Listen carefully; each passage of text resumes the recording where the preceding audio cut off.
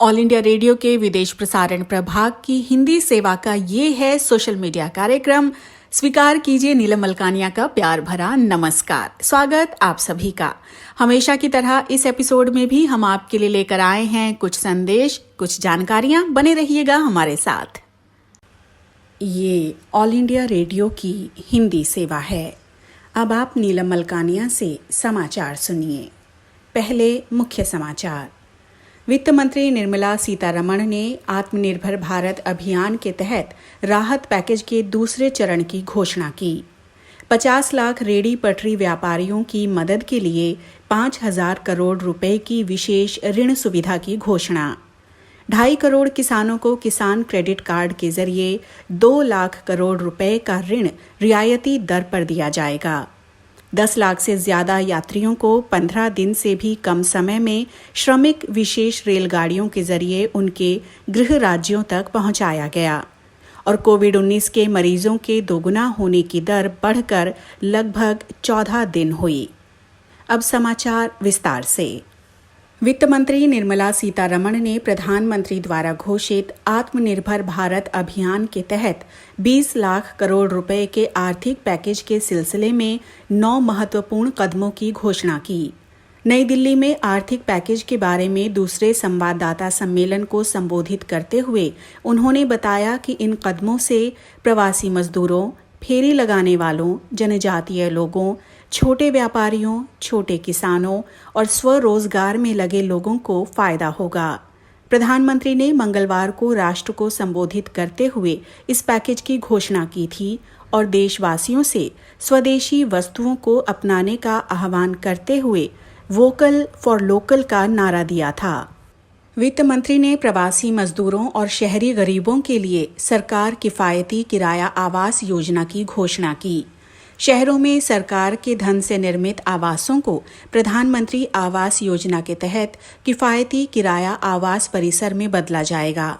सरकार और निजी संस्थाओं को आवास क्षेत्र में किफायती किराया आवास विकसित करने के लिए 70,000 करोड़ रुपए दिए जाएंगे। इससे रोजगार के साथ इस्पात, सीमेंट, परिवहन और निर्माण संबंधी अन्य सामग्री की मांग पैदा होगी। आवास क्षेत्र में मध्यम आय वर्ग के लिए वित्त मंत्री ने राहत योजना की घोषणा की है। 6 से 18 लाख रुपए तक की कीमत वाले मध्यम आय वर्ग के आवासों की क्रेडिट लिंक्ड सब्सिडी स्कीम के लिए 70,000 करोड़ रुपए की व्यवस्था की गई है और इसे अगले साल 31 मार्च तक बढ़ा दिया गया है। ये समाचार हमें समाचार सेवा प्रभाग की वेबसाइट से प्राप्त हुए। रेल विभाग ने 15 दिन से भी कम समय में श्रमिक विशेष रेलगाड़ियों के जरिए 10 लाख से भी ज्यादा यात्रियों को उनके घरों तक पहुंचाकर 1 मील का पत्थर पार किया। विभिन्न भागों में फंसे प्रवासी मजदूरों, तीर्थयात्रियों, पर्यटकों, छात्रों और अन्य लोगों को उनके घर तक पहुंचाने के लिए कुल 800 श्रमिक विशेष रेलगाड़ियां चलाई गई हैं। रेल मंत्रालय ने कहा है कि रेलगाड़ियां तभी चलाई जा रही हैं जब 2 राज्यों के बीच यात्रियों को लेकर सहमति बनी है। ये रेलगाड़ियां आंध्र प्रदेश, बिहार, छत्तीसगढ़, हिमाचल प्रदेश, जम्मू कश्मीर, झारखंड, कर्नाटक, मध्य प्रदेश, महाराष्ट्र, मणिपुर, मिजोरम, ओडिशा, राजस्थान, तमिलनाडु, तेलंगाना, त्रिपुरा, उत्तर प्रदेश, उत्तराखंड और पश्चिम बंगाल तक जा रही हैं। मंत्रालय ने कहा है कि ट्रेन में चढ़ने से पहले यात्रियों की उचित जांच की जा रही है। यात्रा के दौरान लोगों को मुफ्त भोजन और पानी भी दिया गया है। केंद्रीय स्वास्थ्य मंत्री डॉक्टर हर्षवर्धन ने कहा है कि पिछले 3 दिन के दौरान कोरोना वायरस से संक्रमण के मामले दोगुना होने की दर घटकर 13.9 दिन रह गई है। नई दिल्ली के राष्ट्रीय रोग नियंत्रण केंद्र का दौरा करने के बाद उन्होंने कहा कि पिछले 14 दिन में संक्रमित मामलों के दोगुना होने की दर 11.1 है। उन्होंने कहा कि अभी तक 26,235 लोग कोरोना संक्रमण से मुक्त हो चुके हैं। स्वस्थ होने की दर 32.83% से सुधरकर 33.6% हो गई है। बीमारी से मृत्यु दर 3.2% है। केंद्रीय मंत्री ने कहा कि कोविड-19 के 3% मरीज आईसीयू में, 0.39% मरीज वेंटिलेटर पर और 2.7% मरीज ऑक्सीजन पर हैं। केंद्रीय मंत्री ने कहा कि सरकार ने 1 लाख जांच करने की क्षमता विकसित की है। उन्होंने कहा कि देश भर में 500 से ज्यादा प्रयोगशालाओं में लगभग 20 लाख कोविड-19 जांच की जा चुकी हैं। इन प्रयोगशालाओं में 359 सरकारी और 145 निजी प्रयोगशालाएं हैं। इसी के साथ ये समाचार बुलेटिन समाप्त हुआ। नमस्कार, मैं डॉक्टर प्रीति छाबड़ा दिल्ली के सर गंगाराम हॉस्पिटल में वरिष्ठ आयुर्वेदिक चिकित्सक के पद पर कार्यरत हूँ। वैद्य हितेश जानी द्वारा संचालित लोक आयुर्वेद, जो कि एक वेलनेस रेवोल्यूशन का मुहिम है, उसके नॉर्दर्न रीजनल सेंटर को मैं रिप्रेजेंट कर रही हूँ, आज उसका प्रतिनिधित्व कर रही हूँ। वैद्य जानी द्वारा एक बहुत ही उत्कृष्ट कार्य गुजरात के कच्छ डिस्ट्रिक्ट के माधापुर गांव में एक प्रयोग के रूप में स्टार्ट किया गया, जो कि एक हॉटस्पॉट था, एक ऐसा एरिया था जहां पे कोरोना वायरस का बहुत ज्यादा फैलाव था। वहां की पॉपुलेशन 1 लाख थी और वहां पे करीब 4000 लोगों पर यह प्रयोग किया गया। बहुत ही सिंपल साधारण शुंठी प्रयोग, जिसके विषय में आज हम चर्चा करेंगे। इस प्रयोग के बाद वहां पर यह पाया गया कि कुछ ही दिनों में वो क्षेत्र कोरोना मुक्त हो गया और ये घोषणा सरकार द्वारा भी की गई।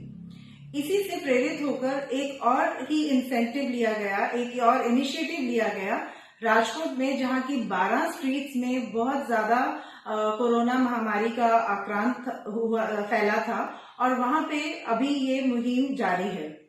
अब ये शुंठी प्रयोग क्या है, इसके बारे में हम कुछ चर्चा करते हैं। शुंठी यानी सूखी अदरक, इसको नॉर्दर्न रीजन में सोंठ भी कहा जाता है। जनमानस में ये एक अदरक का शुष्क पार्ट है। ये हमारी फ्रेश अदरक है, जो हम रोजमर्रा की जिंदगी में इंडियन कलनरी जो हमारा आर्ट है, जो हमारे रोज की पाकशाला में निर्माण होने वाली चीजें हैं, उसमें अदरक का प्रयोग होता है। और इसके साथ साथ इसका जो शुष्क अंश है, जिसको हम शुंठी कहते हैं, इसका भी प्रयोग हम मसालों में करते हैं। आयुर्वेद में औषध और आहार में बहुत फाइन लाइन का डिफरेंस है और आयुर्वेद के अनुसार ही कहा गया है कि आहारम परम औषधम या आहार एव औषधम, यानी आहार ही परम औषध है और आहार ही औषध के रूप में भी प्रयोग किया जा सकता है। यदि हम बल्क में लेते हैं तो वो आहार है, और यदि हम किसी विशेष कार्य के दृष्टि से हम उस चीज को लेते हैं तो उसको हम औषध स्वरूप मानते हैं, या किसी पर्टिकुलर जो चैनल है उस पर प्रयोग करते हैं तो वो औषध है।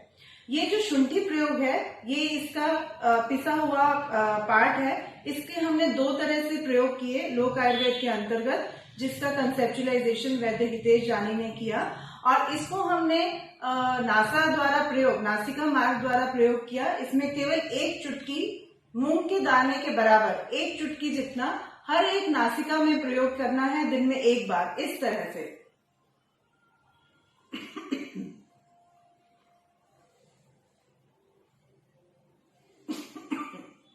ये प्रयोग केवल 1 ही बार करना है दिन में। और दूसरा, 1 छोटी चम्मच जितना अंश शुंठी पाउडर का अपनी जबान पे रखना है, अपनी जिह्वा पे लेना है।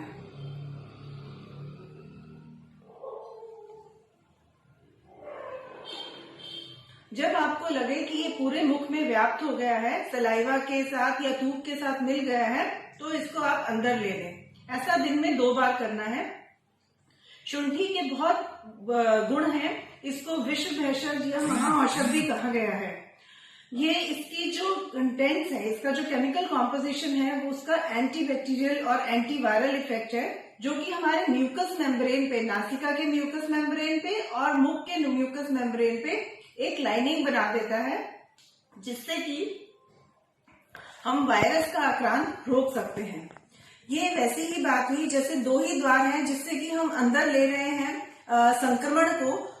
अपने द्वारों पर प्रहरी नियुक्त करना जैसा ये प्रयोग है। इसको अगर रेगुलरली किया जाए तो हम अपने आप को बचा सकते हैं इस महामारी से। इसके अलावा दो विशेष बातें ध्यान में देने की हैं कि जो गर्भवती महिलाएं हैं वो इस प्रयोग को ना करें, वो केवल चुंटी की बहुत अल्प श्रोताओं, कोविड-19 की इस जंग में, इस लड़ाई से जीतने के लिए चिकित्सा क्षेत्र में टेक्नोलॉजी के सहारे बहुत कुछ चल रहा है। तो आइए हम बात करते हैं। हमारे साथ इस समय टेलीफोन लाइन पर हैं doctor Sudhir Bhandari, principal and controller, SMS medical and attached hospital, head of Covid management team. Hello. Yeah ma'am, yeah good morning ma'am. जी, गुड मॉर्निंग डॉक्टर भंडारी, आपका स्वागत है। सबसे पहले हम ये जानना चाहेंगे आपसे, कोविड-19 से लाइफ को कैसे सेव किया जाए? Very important question ma'am. सबसे पहले तो मैं सबको बताना चाहूंगा कि कोविड-19 एक तरह का हाईली कंटेजियस वायरल इन्फेक्शन है। उसके बारे में पढ़ने और सुनने से बहुत चिंता होती है, बट कॉमन मैन अगर कुछ सावधानियां बरते तो इससे काफी हद तक हम अपने आप को और अपनी फैमिली को प्रोटेक्ट कर सकते हैं। कोविड-19 इन्फेक्शन अगर किसी को होता है तो 80% लोगों में बहुत मामूली लक्षण होते हैं और किसी भी तरह की कोई चिंता करने की बात नहीं है। बाकी करीब 15% लोगों में साधारण सिम्टम्स होते हैं। तो अगर किसी भी व्यक्ति को खांसी हो, बुखार हो और उनको सांस लेने में दिक्कत हो तो तुरंत ही डॉक्टर से कांटेक्ट करें। बट 2 से 3% लोगों में, खासकर जो सीनियर सिटीजन्स हैं, जो हमारे पेरेंट्स हैं, ग्रैंड पेरेंट्स हैं, या फिर जो 60 साल से अधिक उम्र के व्यक्ति हैं, जिनको की कुछ बीमारियां जैसे कि blood pressure, diabetes, heart problem, asthma, cancer या कोई दूसरी बीमारी की दवाइयां ले रहे हैं, तो उनको ये इन्फेक्शन कभी कभी चिंता का कॉम्प्लिकेशन कर सकता है। तो मेरा स्ट्रॉन्ग एडवाइस ये रहेगा कि आप लोग 2 चीजों का स्ट्रांगली फॉलो करें। एक तो मास्क के बिना कभी भी आप रहें नहीं। घर में एंटर होते ही साबुन से अपने करीब 20 से 25 सेकंड तक पूरे हाथ धोएं। दिन में कई बार अपने हाथ धोएं और नहीं तो सैनिटाइजर भी यूज करें। और थर्ड, सोशल डिस्टेंसिंग रखें। ये वायरस एक दूसरे के कांटेक्ट में आने से बढ़ता है। तो अगर आप मिनिमम 6 से 8 फीट की सोशल डिस्टेंसिंग रखेंगे, ताकि आप सपोज शॉप पे गए, ग्रोसरी पे गए, कुछ पिकअप करने गए, तो आपको 6 से 8 फीट की डिस्टेंसिंग रखना है।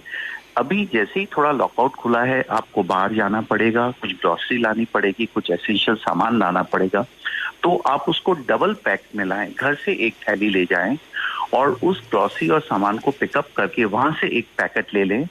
जो वहां से लिया गया बाहर का पैकेट है वो घर के बाहर ही छोड़ दें और घर में आते ही अपने हैंड वॉश करें। सो अगर आप ये मास्किंग, सोशल डिस्टेंसिंग और हैंड वॉशिंग करें, अपने जो एल्डरली लोग हैं और जिनको मैंने ये डिजीजेस ने जो बताया है, उनको आप एक तरह से पूरा घर में ही लॉकआउट कर दें, उनको बिल्कुल एक्सपोज नहीं करें। तो मैं सोचता हूँ हम ये कोविड-19 की प्रॉब्लम को और क्राइसिस को सेफली टाइड ओवर कर पाएंगे। जी, और क्या चिकित्सा क्षेत्र में नई क्या पद्धति आप अपना रहे हैं? मैं एक चीज बताऊं, दूसरा लोगों को ये सांत्वना होनी चाहिए कि जो लेटेस्ट टेक्निक्स इस ट्रीटमेंट को मैनेज करने के, इस बीमारी को मैनेज करने के लिए हैं, वो हम लोग यहाँ ट्राई कर रहे हैं।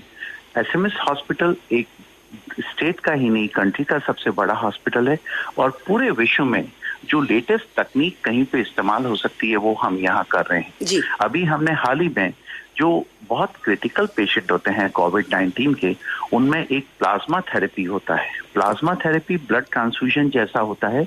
जो पेशेंट कोविड-19 से ठीक हो गए हैं, उनको ठीक होने के 28 डेज के बाद जब उनका इन्फेक्शन खत्म हो जाता है तो उनका प्लाज्मा जैसे ब्लड डोनेशन किया जाता है वैसे लिया जाता है और वो हम जो सीरियस पेशेंट होते हैं उनको देते हैं। हमने काफी पेशेंट में शुरू कर दिया है, परिणाम बहुत अच्छे हैं। दूसरा, जो लेटेस्ट टेक्निक्स होती हैं, कभी कभी आपने पेपर में पढ़ा होगा, आजकल सारे पेपर्स और मीडिया इंफॉर्मेशन से भरे पड़े हैं कि कुछ पेशेंट में, जो एल्डरली पेशेंट होते हैं, उनमें लंग्स में ब्लड क्लॉट हो जाता है, कुछ बॉडी में केमिकल्स बन जाते हैं। तो टेक्नोलॉजी वाइज जो लंग्स की सीटी स्कैन है, लंग्स का पल्मोनरी एंजियोग्राफी है, आपने अभी तक अल्ट्रासाउंड पेट का सुना होगा, बट हम लंग्स की भी अल्ट्रासाउंड लेटेस्ट टेक्निक के द्वारा हम यहाँ पे करते हैं। कुछ लेटेस्ट केमिकल मार्कर्स होते हैं, वो टेक्निक भी हम यूज करके उनको एस्टिमेट करते हैं। तो बेसिकली हमने टेक्नोलॉजी को कोविड कंटेनमेंट प्रोग्राम में बहुत इस्तेमाल किया है, जिससे पेशेंट बहुत रिकवर हो सकते हैं। बट उससे भी इम्पोर्टेंट ये है कि हमारी टेक्नोलॉजी और सपोर्ट और आपका प्रिकॉशन, अगर ये दोनों मिल जाए तो मैं सोचता हूँ कि हमें कोविड-19 को टाइड ओवर करने में और पेशेंट्स को प्रोटेक्ट करने में कहीं कोई दिक्कत नहीं आएगी। जी, हर ग्रुप के लिए ये जो कोविड-19 जो कोरोना महामारी है, बीमारी है, इसमें भी पेशेंट्स का भी हर ग्रुप होता है सर? यस मैम, कुछ ऐसा देखा गया है लेटली मैम, ऐसा कहना तो मुश्किल है, लेकिन कुछ ब्लड ग्रुप्स है, जैसे कुछ ए ब्लड ग्रुप्स में अभी तक प्रिलिमिनरी ऑब्जर्वेशन है कि कुछ ज्यादा ये पाया जा रहा है। कुछ छोटे बच्चों में, 10 साल से कम बच्चों में चूंकि इम्यूनिटी कम होती है, उसमें ये ज्यादा पाया जा रहा है।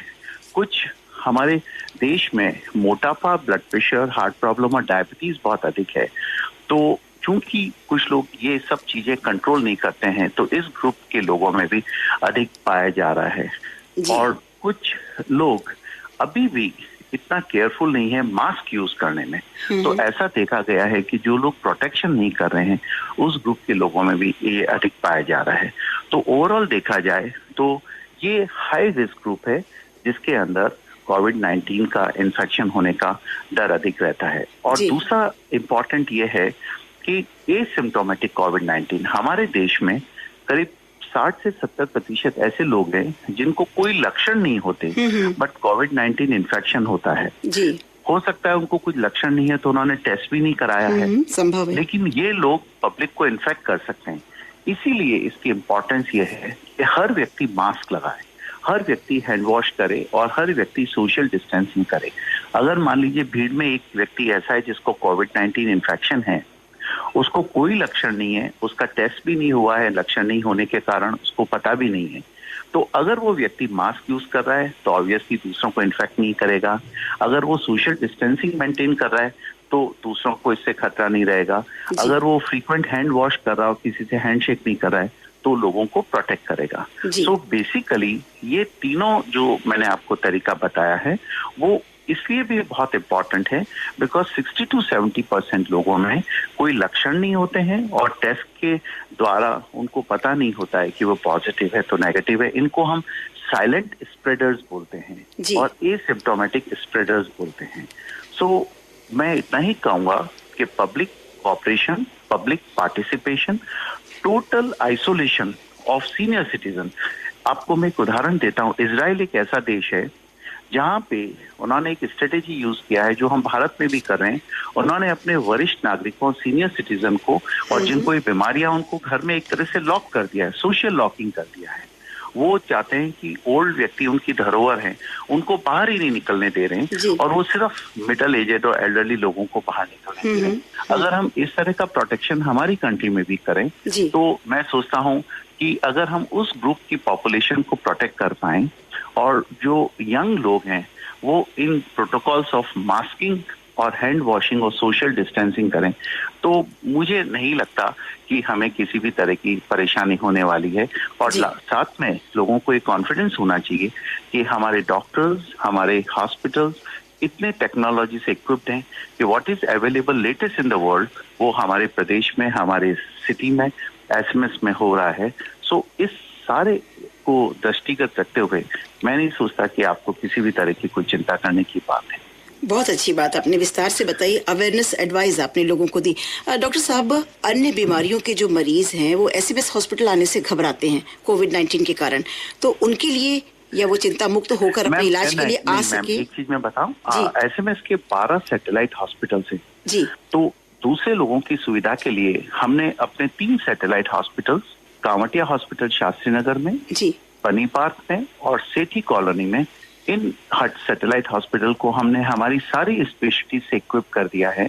और वो सारे हॉस्पिटल्स जो एसएमएस के ओवरफ्लो पेशेंट है नॉन कोविड, उनको दिख रहे हैं, नंबर 1। नंबर 2, एसएमएस में भी एक भाग जिसको कि हम धन्वंतरी ओपीडी बोलते हैं, वो नॉन कोविड पेशेंट के लिए खुला है। अभी भी वहां पे हमारे यहाँ करीब 20% पेशेंट, यानी कि करीब 2 से 2,500 पेशेंट प्रतिदिन आते हैं, उनको कोविड वाले पोर्शन में एंटर नहीं करना पड़ता है। बट अच्छी न्यूज मैं आपसे ये शेयर करूं कि करीब 1 जून से ऑनवर्ड्स जैसा कि हमारे मंत्री महोदय ने बताया, हम लोग एसएमएस को नॉन कोविड हॉस्पिटल की तरह यूज करने वाले हैं और सारे कोविड रिलेटेड पेशेंट हमने एक आरयूएचएस हॉस्पिटल है प्रताप नगर में, उसको हम यूज करेंगे और सारे कोविड रिलेटेड पेशेंट्स और सारे कोविड रिलेटेड इश्यूज हम आरयूएचएस में हैंडल करेंगे। तो अगले 15 से 20 दिन में हम एसएमएस को नॉन कोविड हॉस्पिटल की तरह पहले की तरह एब्सोल्यूट नॉर्मल फंक्शनिंग शुरू हो जाएगी। बट इन दिनों में भी हमारे जितने भी सैटेलाइट हॉस्पिटल्स हैं वो नॉन कोविड पेशेंट्स को सपोर्ट कर रहे हैं। एसएमएस से रिलेटेड सारे 12 हॉस्पिटल्स हैं, जनाना हॉस्पिटल चांदपॉल जो गायनी के लिए है, सांगानेरी गेट वाला जो महिला चिकित्सालय उसको हम कोविड प्रेगनेंसी के लिए यूज कर रहे हैं और चांदपॉल को, जनाना को हम नॉन कोविड प्रेगनेंसी के लिए यूज कर रहे हैं। तो हमने सारे हॉस्पिटल्स को डिवाइड कर दिया है। एसएमएस का भी एक 30% पोर्शन नॉन कोविड हॉस्पिटल्स के लिए है। बट अगले 2 हफ्ते में एसएमएस पुराने हॉस्पिटल की तरह फंक्शनिंग शुरू कर देगा और आरईएचएस को हम लोग कोविड हॉस्पिटल की तरह यूज करेंगे। मैं सोचता हूँ पब्लिक पार्टिसिपेशन से जब तक इंसिडेंस ऑफ कोविड भी कम हो जाना चाहिए। जी जी जी, बहुत विस्तार से आपने बताया। अब चलते चलते कुछ मैसेज लिसनर्स के लिए। मैं आम लोगों से यही निवेदन करना चाहूंगा कि प्रिवेंशन इज द क्योर। कोविड-19 की रोकथाम ही इसका उपचार है जी। तो मेरा आप लोगों से निवेदन रहेगा कि अगले कुछ महीनों तक आप टोटल सोशल डिस्टेंसिंग रखें, मास्क के बिना आप बाहर नहीं जाए, जैसे कि बिना हेलमेट के स्कूटर नहीं चलाया जा सकता है, और फ्रीक्वेंट हैंड वॉशिंग करें। मैं सोचता हूं कि public at large will prove to be a bigger doctor than doctor himself, because अगर ये तीनों ऑप्शंस वो पब्लिक अडॉप्ट करेगी, एल्डरली, बीमारी वाले और सीनियर सिटीजन्स को पूरा घर में आइसोलेट कर देंगी, तो मुझे नहीं लगता कि हमें किसी भी तरह की कोई तकलीफ होने वाली है। बहुत बहुत धन्यवाद आपको, शुक्रिया शुक्रिया डॉक्टर साहब। श्रोता, हमारे साथ थे principal and controller SMS medical college and attached hospital, head of Covid management team, doctor Sudhir Bhandari. Hello everyone, मैं हूँ आपकी प्रीति जामता शिमला से। तो लॉकडाउन चल रहा है, आई होप आप सभी घर पे होंगे, सेफ होंगे। हो सके तो ज़्यादा से ज़्यादा टाइम घर पर ही स्पेंड करें और ज़रूरी काम के लिए ही घर से बाहर निकलें। आज आपके लिए मैं गाऊंगी आदमी खिलौना है। So let's start.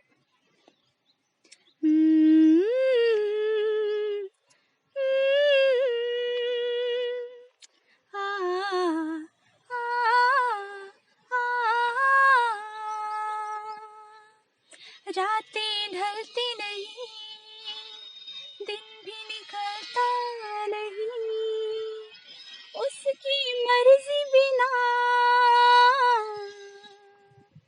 पत्ता हिलता नहीं। रब जो चाहे वही तो होना है, रब जो चाहे वही तो होना है। आदमी खिलौना है, आदमी खिलौना है। छोटा सा एक घर मिला, घर में मिला है प्यार। छोटा सा एक घर मिला, घर में मिला है प्यार। मुझको मिला सौगात में खुशियों का संसार। मेरा मुन्ना बड़ा ही सलोना है, आदमी खिलौना है, आदमी खिलौना है। वेरी इम्पोर्टेंट आप सभी के लिए। जीना है हंसकर हमें जीवन का हर पल, जीना है हंसकर हमें जीवन का हर पल। कोई ना जाने यहाँ क्या हो जाए कल,